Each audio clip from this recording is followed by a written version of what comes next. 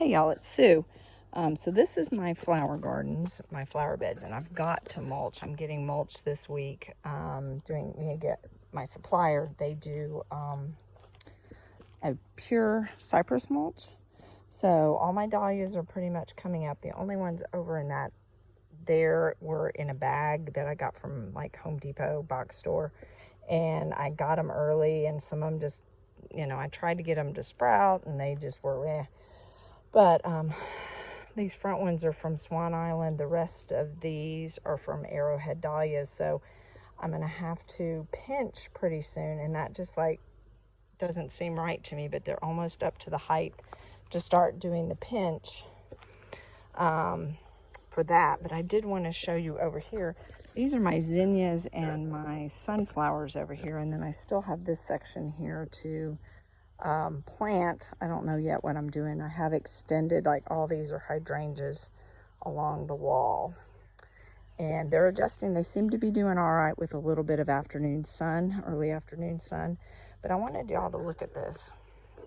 I was standing up on my second floor back porch looking when we got home yesterday, and I'm like, what is up with my zinnias?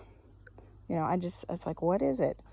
And originally, this was the end of the rock wall for my flowers. And I did 4 strips. And if you saw my veggie video, I talked about this earth food, ERTH food. And you can look it up. It's organic, what the process they use to do it. But I had so many zinnia seedlings, and I've got a pinch in here too. And I'm gonna have to get used to that. So that you can kind of see right there at the corner there, that was where my wall stopped. This stretch stopped, and I had put the earth food on all 4 of these strips. Well, when I came to plant all my seedlings, which I know they're really close together, but we'll see how it goes. I just went ahead and dug, because I'd already done this, because when I cleaned out these, when I was turning them and everything, I found more rocks and that whole story.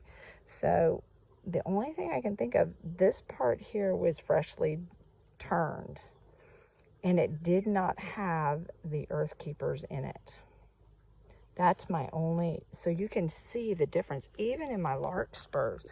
If you look at the larkspurs down here, so this is the stretch that didn't get it. And I would grab a little bit of it and kind of sprinkle it around if I did. So some of it, like, because down there, that one looks pretty good.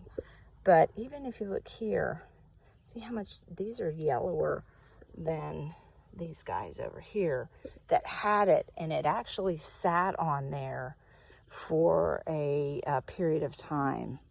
A couple weeks or so, up to a month, until I actually planted my seedlings. So it is really important even to mulch, do compost for your flowers. So I have some, thanks to a podcast from Roots and Refuge, I collected some biochar out of our fire pit, and I soaked it in the fertilizer, and like it was a fish emulsion, and did all that I needed to do, and it's all crunched up, and it's in some black cow.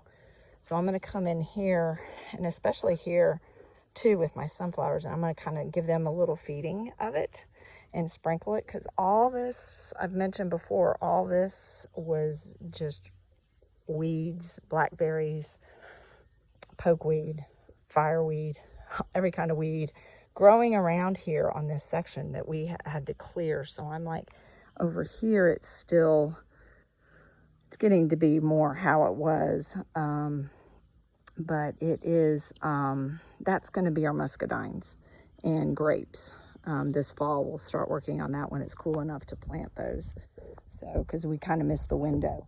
But I just wanted to show y'all this. It is important even on your flowers to add nutrients back into the soil.